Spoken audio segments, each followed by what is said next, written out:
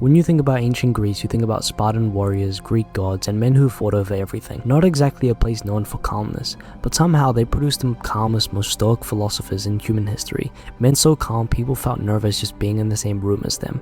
And there was one man who figured out a method so powerful that Alexander the Great, the man who had conquered half the world, would specifically seek him out before battles just to sit near him. Not for advice, just to feel what it was like to be around someone who feared nothing. I'm gonna break down who he was, his exact method, and how you can actually use it right now to be so calm it makes people nervous. Hey, comment down below if y'all know who it was, because I don't know who that is. It was 360 BC when a boy was born in the city of Elis, Pyro, and from birth life was ordinary. He was a painter, nobody, no status, no influence, no reason for anyone to pay attention to him, until he joined Alexander the Great's army at 30, sailed into some of the most dangerous battles in history, and while every soldier around him was terrified, Pyro was completely unbothered, not pretending, not performing, actually unbothered. And by the time he returned to Greece, the most powerful men in the country were coming to him, not for military advice, not for wealth, to understand how a man with nothing, no army, no status, no power, made everyone around him feel like they were the ones who had something to lose.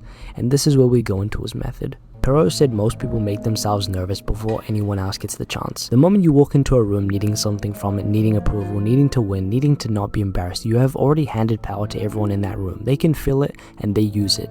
He called the alternative ataraxia, complete unshakability, not controlling your reaction, reaching a state where there is nothing inside you left to react. No need for approval, no fear of judgment, no attachment to what happens next. And he said the way to get there was one practice. Before any situation that made him nervous, he would ask, what is the worst that actually happens here? Not the story his brain was telling him, the actual worst outcome. And then he would ask, can I survive that? The answer was almost always yes, and once he knew he could survive the worst, nothing in between had any power over him. A student came to him once and said, but what if people think badly of you?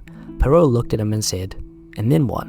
The student had no answer, and that was the whole method. Every fear collapses when you follow it all the way to the this man didn't care at all. end. And once you've followed it all the way to the end, the room loses its power over you entirely, and the people in it can feel that, and it makes them nervous, because the only one person who can't be controlled is the person who needs nothing from you. And I only started using this when I was 17 at my first ever sales job. It was the first month in, and I made a mistake on an order. I sent the wrong items to a client. My boss found out and called me into the middle of the office floor in front of everyone. Not his office, the floor, where the whole team could watch. And he started yelling, telling me I was careless, unprofessional, and this was going to cost him money.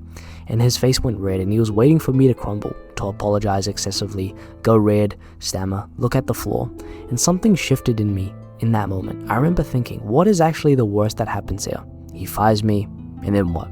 I find another job. That's it. That's the whole disaster.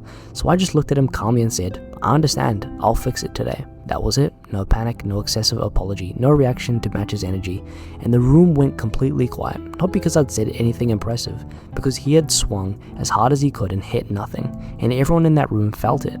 He walked away faster than I expected, and for the rest of that job, nobody in that office tried to make me feel small again. And that's ataraxia. You don't become calm by trying to stay calm in the moment. You become calm before the moment by following every fear to its actual end, and realizing there was never as much as there as your brain said. The room only has power over the person who needs something from it. Walk in needing nothing and watch how quickly the dynamic shifts.